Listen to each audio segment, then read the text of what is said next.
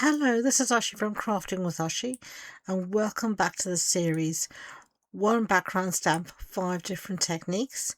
And this is technique number 4, and this is the background stamp we've been using, Moody Leaves. And this is the technique we're going to be doing today, and it's Emboss Resist. And you can see here I did an orange theme with this one, Daffodil Delight, Crushed Curry, Pumpkin Pie. Going to do slightly different colorway this time. So I've got my piece of basic white in my stamping tool, and I'm just putting some powder down here so that my Versamarking will only stick where my embossing powder will only stick where I've got Versamarking. So I'm giving this a really good ink up and a good press down. I am going to stamp it a second time just to ensure I get a really good coverage because it is a large stamp. So I'm going to go over it all over again with my Versamark and then give it a really good push. Press down. Lovely. So take that out carefully. And then I'm going to work over a coffee filter. And I'm using my clear embossing powder here.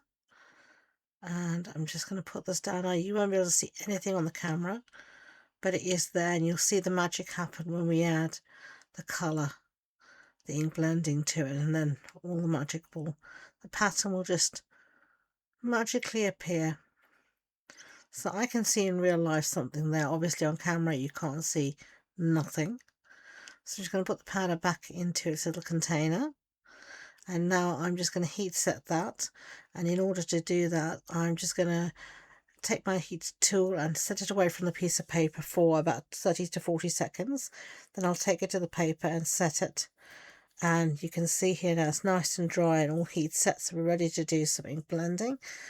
So I'm going to use the small blending brushes because I just find them easier to control, and I'm just going to put down a base layer here of Pool Party.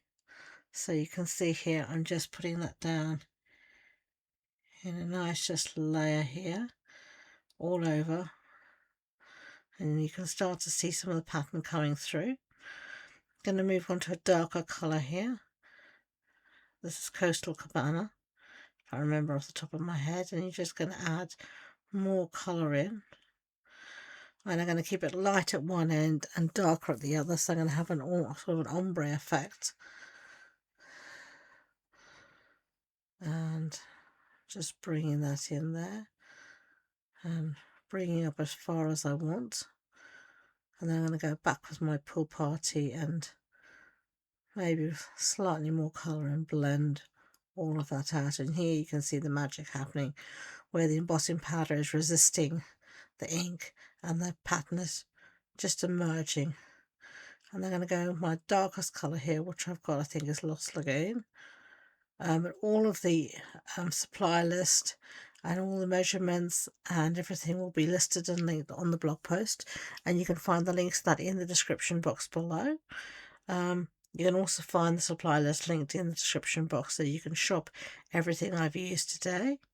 So you can see here I'm just going backwards and forwards between my colours, blending them in and out until I get a seamless blend and something that I'm happy with. The trick here is to put down layers of colour. Don't go in with too heavy a hand. Just build it up and build it up until you find something you're happy with. So I'm going to close up all of those ink pads there. Now I'm going to take a clean cloth and I'm going to buff off my paper. And this will get rid of any of the ink that's been sitting on top of the embossed area. And then the embossed area will sit there nice bright white against our ink blended background. Right, so we're now ready to make our card.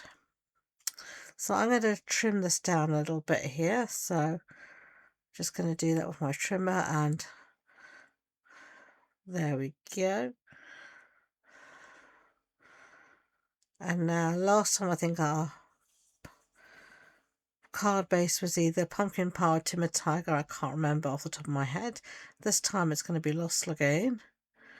And here I've got a piece of basic white that I'm going to put on the inside, and another one I'm going to put on the outside. I'm sorry if you can hear the cathedral in the background. I live in Lincoln and I've got the window open and the cathedral's going. So I do apologise for that. Right, so now I'm going to put down my piece of white here, and you see, because I've got a little bit of a white border, it really pops from the background. Doesn't that just look lovely?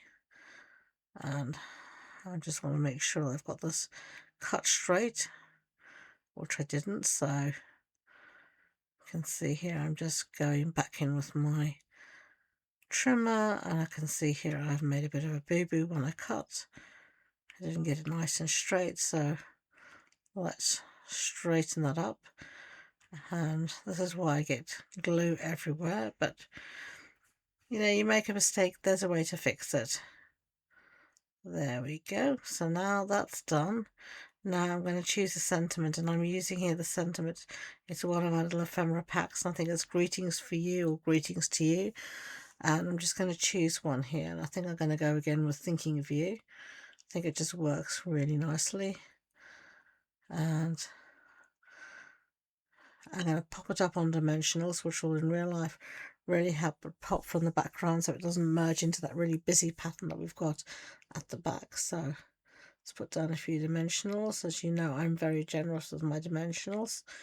I'm using a mixture here of the mini dimensionals and the normal ones. So there we go. So I should say, if you've enjoyed this project, and I really do hope you have, please do consider giving it a big thumbs up and subscribing to my channel. It really means a lot to me. And let me know, what do you think of the card? Which do you prefer, the blue version or the orange yellow version? Thank you for watching this card making tutorial featuring the embossed resist technique and background stamps. Until next time, enjoy being creative. Bye.